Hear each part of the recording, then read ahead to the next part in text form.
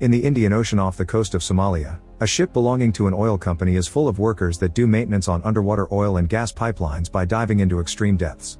One morning, an alarm begins blaring through the ship, so Engel grabs the little necklace he keeps as a memory of his dead wife and goes to check out what's going on. When he makes it to the comms room, he finds boss Carson arguing with their superiors on the phone, and Mitch explains that the ship is turning because they've found a low pressure read on the pipeline and manifold. Carson wants to send a team underwater and ignores Engel's protests that a storm is coming. Since most diving teams have already gone home, they'll have to gather whoever they can find, including a very young employee. Engel protests again, pointing out that the boy hasn't gone below 30 meters, but Carson sticks to his orders and puts Mitch in charge. Afterward, Engel goes to tell young Jones the news, and the boy's actually excited to finally be going underwater. Mitch goes looking for Hurst and is disturbed to discover how much he's been drinking. Hurst points out that his shift is over, but he accepts to go when Mitch offers double pay. Then the team gets ready, and Jones gives his pregnant wife a call to tell her he'll be a day late, but unfortunately Mitch doesn't find anybody at home. Moments later, the team finally enters the diving bell and begins descending into the ocean. Engel notices Jones has brought a jar of hair gel and tells him to open it, which ends up spilling all over Jones's clothes because of the pressure change. The deeper they go, the more Hurst begins feeling the alcohol withdrawal and his hands shake while merely putting on his seatbelt. When the team finally makes it to the bottom, Jones stays on the bell while the other three go out to fix the pipe. The three men work hard on getting the repairs done, but it will take a while. Jones tries to keep himself entertained by watching a beautiful creature swim by and staring at a picture of his wife. Suddenly, the bell starts shaking like crazy and Jones rushes to get in contact with the ship. Apparently the storm has finally arrived, but before Jones can ask for more details, the ship's comms go off. When Jones tells the others what happened, Hurst refuses to finish the job and swims back to the bell, leaving Engel and Mitch to finish the repairs. At that moment the bell starts shaking again, and Hurst urges his friends to hurry back. Luckily they finish the repairs just in time and return to the bell, where they finally make contact with the ship again. Carson says they were hit, but Mitch still asks him to bring the bell back to the surface. The bell slowly begins to ascend, but the higher it goes, the more it shakes, and soon they lose contact with the ship again.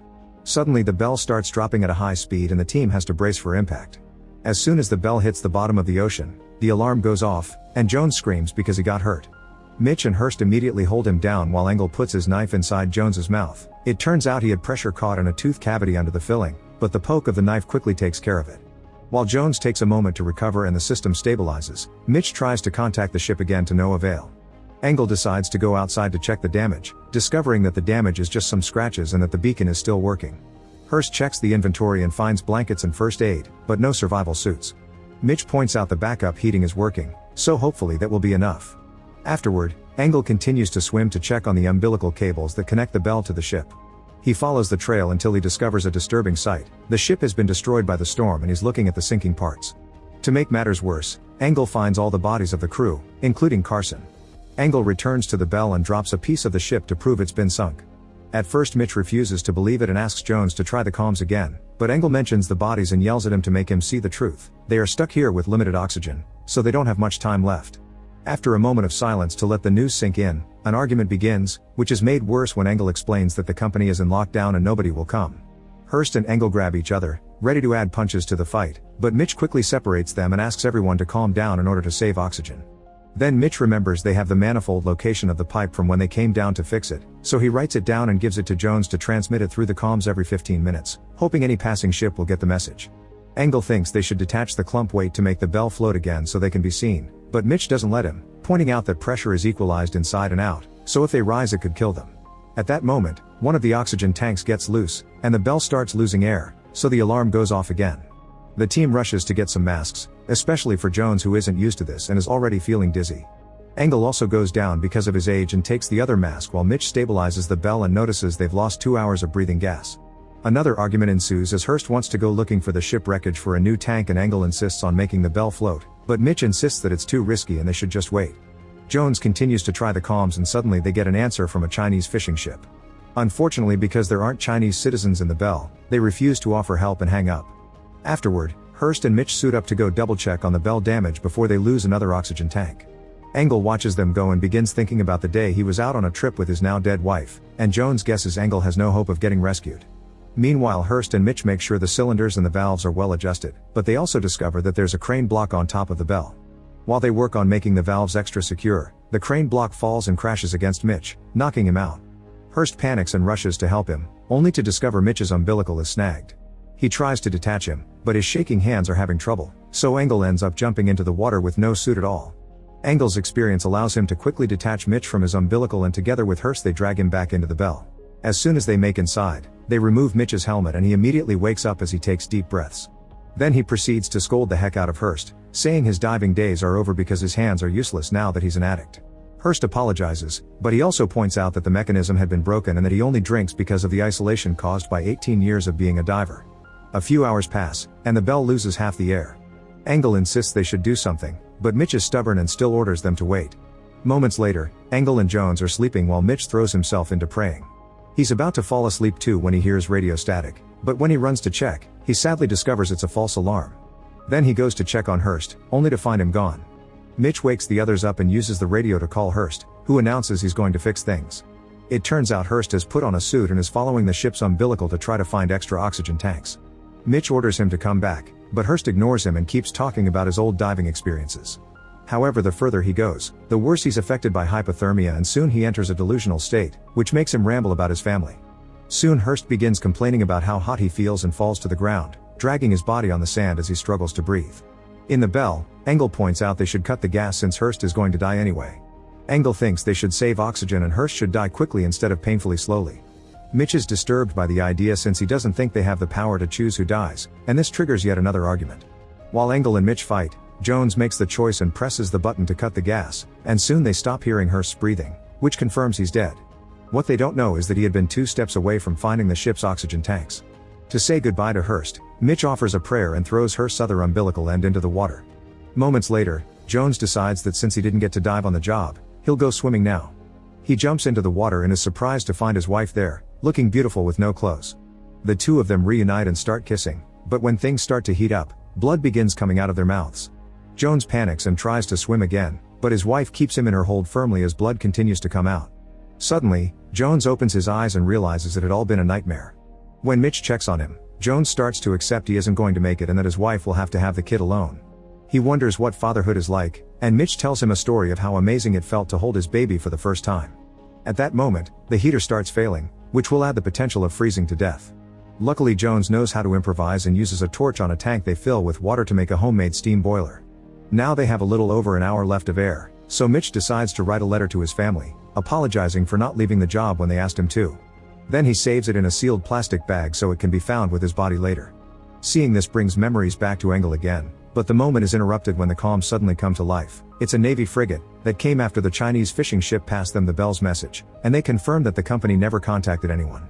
This new ship will start looking for them, but it may take hours to find them because they don't have the exact coordinates. Since it looks like they'll still die, Engel offers an idea. The drywall chambers on the pipelines carry spare cylinders, so if they mix the gas with their remaining helium, they might buy enough time. Mitch is hesitant because they've drifted for miles and there's no way of knowing where it is, but Engel points out they don't have much of a choice anyway. Mitch approves of the plan and Engel suits up to start searching. Once he finds a pipe and tells Jones the number over the comms, Jones looks at the map and guides him to the closest possible weld chamber. By walking further, Engel uses the suit's gas to the max and runs out of heat. Mitch tries to tell him to come back, but Engel refuses since they're going to die anyway. Jones continues to give him directions through the comms and Engel finds a lot of bodies, but he also finds the weld chamber at last. When he's about to reach for it, he discovers he's at the end of the umbilical line and he can't advance anymore. Seeing no other choice, Engel decides to detach to reach the tanks, ignoring Mitch's warnings and losing the comms. There's almost no air left in the Bell, so Mitch decides to put on the other suit and go after Engel. He finds the detached umbilical and fears the worst, but after walking a bit more, he finds Engel unconscious on the ground with a tank next to him. Pushing his own umbilical to the extreme, Mitch manages to grab both Engel and the tank and bring them back to the Bell. Jones helps them up and immediately takes Engel's helmet off, but the alarm suddenly goes off because the oxygen is about to run out. Mitch sends Jones to connect the new tank while he starts doing CPR for Engel, but there's no response. Assuming it's too late, Mitch pulls back and begins grieving with Jones, who almost starts crying before he notices a slight movement from Engel. As the new tank begins sending oxygen into the Bell, the flashbacks come back to Engel's mind and his friends sit him up to offer him a mask and finally bring him back into consciousness. Now they have 2 hours left of air. When the Navy frigate contacts them again, they inform them that they'll be in the area of their coordinates in an hour and a half, but they still need to locate the exact position because they don't have maps since the oil company has closed all communications. Mitch points out they should find the signal from the beacon, but the ship explains the sonar isn't picking it up, probably because the ship's wreckage is scattered all over the place. The Navy frigate promises to speed up their search before they hang up, and Jones says they should make the beacon float so it appears on the sonar. It's risky, but if they don't try, the beacon will get caught in the deep water currents. Mitch volunteers to go, and while he's getting ready, he gives his letter to Engel so he can give it to his family in case something happens to him. He also shares the discussion he had with his family about leaving his job, and in return, Engel explains he lost his wife in a car crash. Engel still feels guilty about it because he thinks he didn't pull hard enough to get her out of the wreckage. Afterward, Mitch grabs the beacon and begins swimming up, going as far as the umbilical lets him. Then he has to use a switch Jones made to send the beacon up, but the beacon keeps slipping away, so Mitch has to take his gloves off. At that moment, a bunch of jellyfish shows up, and they take advantage of his bare hands to start stinging him over and over, making him lose the beacon. Mitch screams in pain, but he still struggles against the little beasts and manages to recover the beacon. Then he finally presses the button and lets it float up while the jellyfish surrounds him and stings him to death. In the bell, Jones cries when they stop hearing Mitch on the comms. Engel is furious at another loss and tells Jones to cut the gas, but Jones is having a breakdown because he thinks he won't see his wife ever again. Engel has to cut the gas himself, then he grabs Jones to shake him and make him calm down, but when he throws him to the floor, Engel realizes he's losing it too and lets the boy go. Nearby, Mitch's body sinks to the bottom of the ocean. Afterward, Jones takes out a knife and explains death by suffocation is too slow. If rescuers don't come in time, Engel should kill him to end things quickly, because Jones doesn't think he can do it himself. Before Engel can answer, another message from the Navy frigate comes. They've found the beacon, but it'll take an hour for the divers to get there. Seeing no other choice, Engel tells them he'll make the bell float up before hanging up. The duo disconnects the bell, which starts going up quite fast. However, it suddenly comes to a stop when the umbilical gets stuck in the ship's wreckage. Engel points out they'll have to swim up, but it's going to be tough because they must go up 170 feet, and Jones never did more than 30. There's also only one suit left. Jones grabs his knife, ready to end things, but Engel announces Jones will be the one going up with the suit while he stays to accelerate the decompression, pointing out that it's better for one of them to survive than none. Engel gives Mitch's letter to Jones and gives him instructions on how to survive the dive, but Jones can't believe what's happening and demands to know why Engel is willing to do such a thing when he's the better swimmer. Engel confesses that on the day of the car crash, there was a kid in the other car, and he failed to save him too. Now he refuses to let another young person die. Accepting this, Jones puts on the suit and begins swimming up while Engel gives him instructions through the comms. The bell is starting to fill up with water, but Engel ignores it, telling Jones to expect some pain because of the pressure change. Jones starts screaming at the pain in his limbs, saying that he's scared, but Jones encourages him through it. Once Jones reaches the end of the umbilical, he takes a deep breath of air and attaches to swim the last 20 feet without the suit. This causes decompression sickness and Jones starts bleeding from the mouth, but he doesn't give up and keeps going with his remaining strength until he finally hits the surface. After floating for a few seconds, a boat sent by the Navy finally finds him and rescues him. The main ship tells Engel through the comms that Jones is fine. The air in the bell finally runs out, and since the water is almost filling it, Engel takes out his wife's necklace and decides to try one last time. He swims out of the bell and starts going up, however he can't go far without a suit and he drowns. Sometime later, Jones reunites with his wife, but it's hard for him to let go of the trauma of what he went through. Make sure to subscribe and turn on notifications so you can watch more videos like this. Thanks for watching.